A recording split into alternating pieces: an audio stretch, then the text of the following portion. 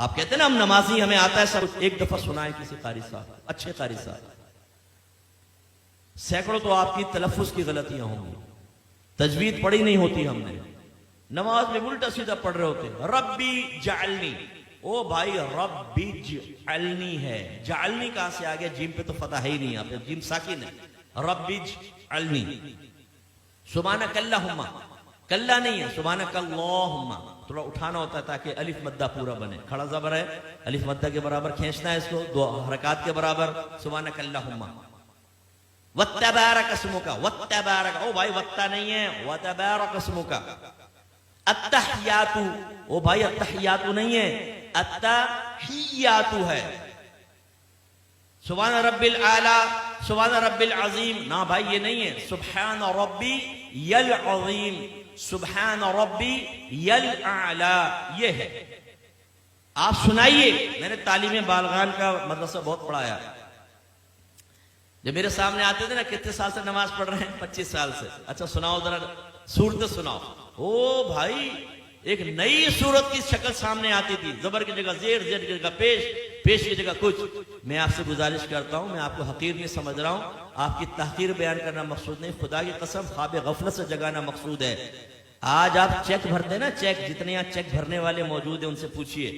اتنے آرام سے بھرتے ہیں کہیں ٹیڑھا میڑھا نہ ہو جائے، باؤنس ہو جائے گا، اور کہیں اگر غلط ہو جائے نا تو اوپر سائن کرنا پڑتا ہے، ورنہ یہ ریٹرن ہو جائے گا جی چیک بینک سے اوور رائٹ ہو گیا ہے، تب کہیں جا کے وہ کیش ہوتا ہے۔ لیکن جب نماز پڑھتے ہیں تو سمجھتے ہیں بہت بڑا ہم نے اللہ پر احسان کیا ہے، بعض تو پڑھتے ہی نہیں، خیر جو پڑھتے ہیں بہت بڑا احسان کیا ہے، اب پڑھی بس اللہ قبول فرمائے گا۔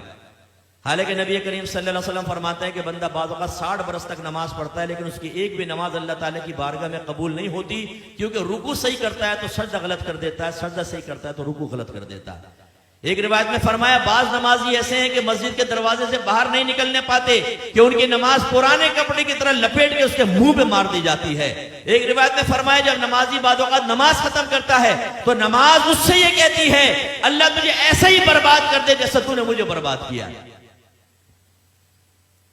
اس میں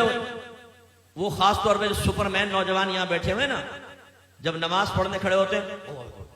رکوع سجدہ، ایک دم سیدھے کھڑے ہو گئے، رکوع سجدہ، ابھی ہماری الحمد آدھی بھی نہیں ہوتی، 2 رکعتیں ختم کر لیتا،